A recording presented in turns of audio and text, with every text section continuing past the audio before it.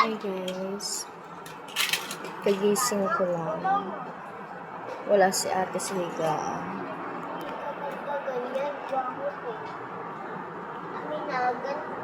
Hanapin natin si ate kung nasaan.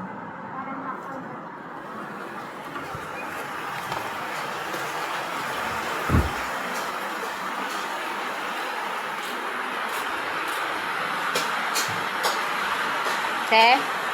Ma! Ano? Di kinaya ng itlog. Tignan mo. Okay na yan? Nagluto siya guys. Kapag binabaliktad ko, nagiging ano siya eh.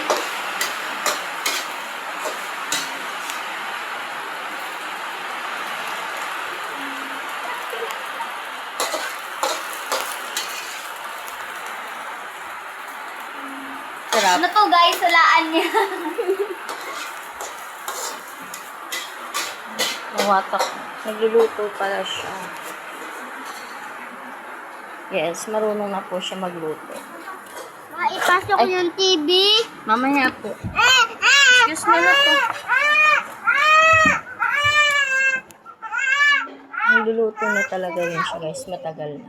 Natuto na siya magluto.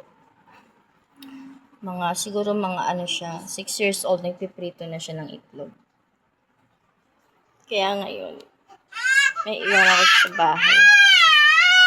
Hindi siya magugutom.